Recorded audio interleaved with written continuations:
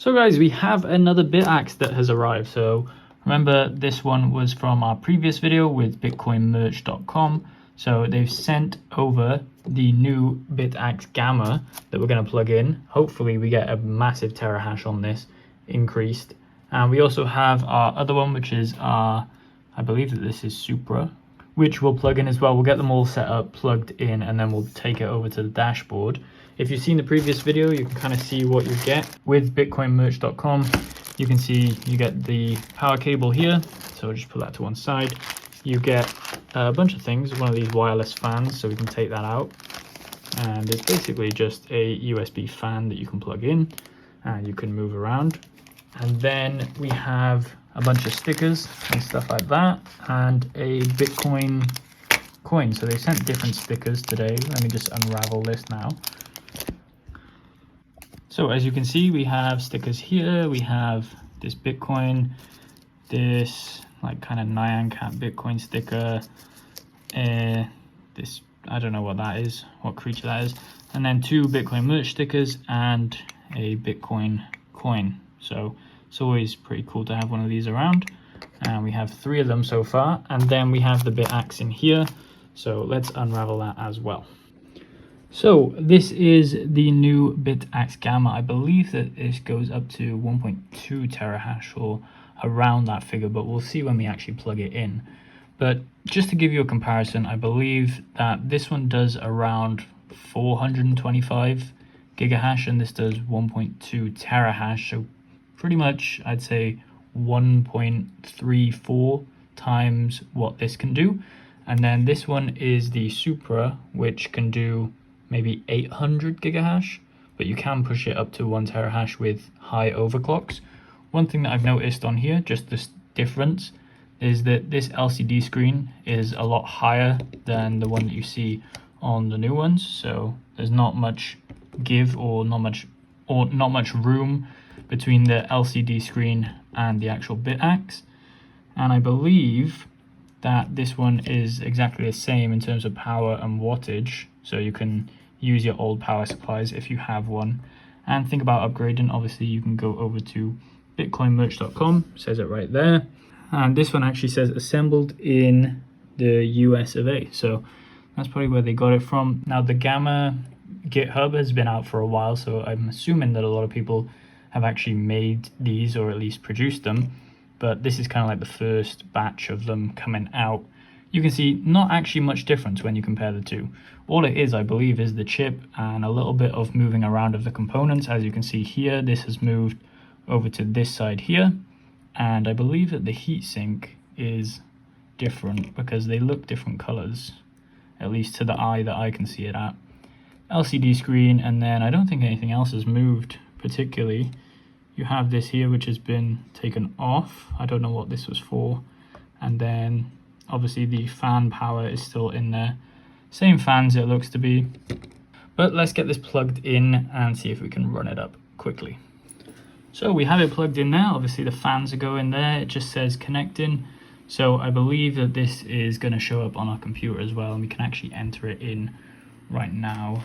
If we click on our computer, and we'll just look for networks, and we'll bring it up right now. So as you can see here, you have the Bitaxe 5B25, so that's what we're actually looking for. So you connect through that and then connect it through to this. So obviously it's not connected to our Wi-Fi yet, but we can change that right now. So there you can see it's actually connected to our Wi-Fi, and now we can actually access it on the computer. I believe that we can also see the other Bitaxes that we have running at the moment, and those are going to collaborate hash rate together. So we'll give you kind of like a whole hash rate view of all the Bitaxes that we've had so far. And hopefully we'll mess around with some overclocks and stuff like that. So now that we are on to the computer, we can actually see and look at our 2 Bitaxes that are running. So first one here, which is the one that we just set up, which is the Gamma, and that's doing expected 171 gigahash, but we've got 166. And then we got the Supra here, which is 111 gigahash and 625 expected. So on the Bitcoin Merch website, you can see that you can obviously buy this if you want. It's $199. And we can take that off. You can use the link in the description if you want to as well to help out the channel and get a little bit off. So the terahash or gigahash is 1.2 terahash, currently hitting around 1.57, around the 1 terahash range, I'd just say. And then in the settings, we just have the default frequency and core voltage. Same going for the Supra that we have as well. We have the defaults there. So on default, you are kind of hitting that expected, but obviously we can push the hash rates if we really want to. I don't know how far this one goes up. So this one goes to 1250. I'm not sure how far the Supra goes up to. So the Supra goes further than that. But I did realize in the last video when I was talking about overclocks, is you can actually just click in here and then you can move it up and down. So if you inspect it and click up and down, you can actually save, and then it will save, I believe. That's what somebody said in the comments. So let's just put this back to default. So you can actually change it to whatever number you want. Maybe I'll produce better figures for that in terms of overclocking, because we had made a video previously where we were testing it out. We should probably test out these as well. So we could actually up this to 596 as the default, click save, and then hopefully restart it. And that should give us a better look at the kind of expected gigahash. So it's already gone up to 1.2. So that's kind of what was reporting on Bitcoin merge. So 1.2 terahash. Then on public pool, if we just refresh this, hopefully it shows up. So I don't know why it doesn't show any hash rate, because this is the first one. I believe that this one's still running. If we check here, yeah. So that's still connected to public pool. I don't know why it's not showing currently. Oh, there we go. So the first one is just the Bitaxe, and that's the Supra, and then the Bitaxe 1 is the Gamma. So we're getting around 700 gigahash on average there. And the neat thing about public pool is it actually shows you in years now how much it would actually take to hit a block. So if you're running it for 11,000 years, you'd hit a block at 1 terahash in 11,000 years on average. I mean, hopefully you hit it sooner. We've obviously seen that it has been done before, so that kind of gives people hope. It won't take, I don't think, too long until we see another one hit a block. And then as the technology kind of increases, we have those Bitaxes with 6 chips on them, and those are probably going to be hitting blocks a little more regularly, maybe once every 3 months. We've only had one so far, I believe, and we're just kind of waiting on the next one to hit a block. But from them hitting the block, it does kind of show that it is possible, and this is kind of a lottery miner, I would say. But you can also be actually profitable on it if you have a lower electricity rate. So even at 1.2 terahash, I believe you're still profitable. I know it's in cents or pennies, but it still is profitable technically if you wanted to run it that way. But there is higher technology and more improved technology coming out every single day for Bitcoin mining. And Bitaxe are sure to come out with more chips and newer chips that can be put into the Bitaxe model that we see there.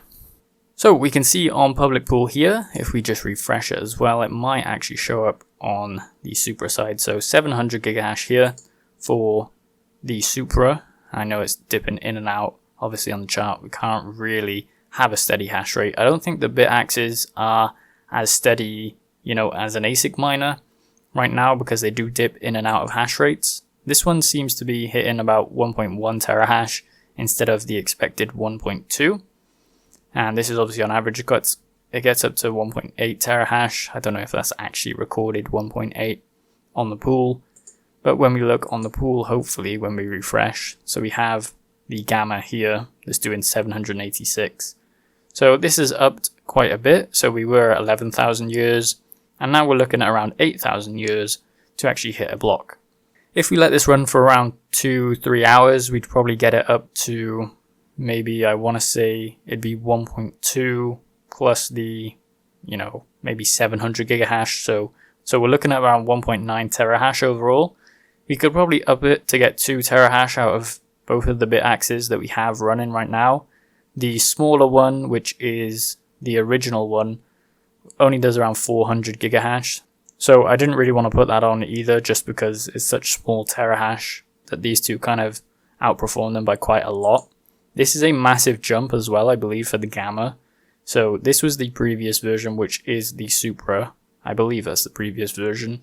And then the Gamma does around 1.2. This one does probably, I want to say, at the most 800 to 900 gigahash, but it's not as stable.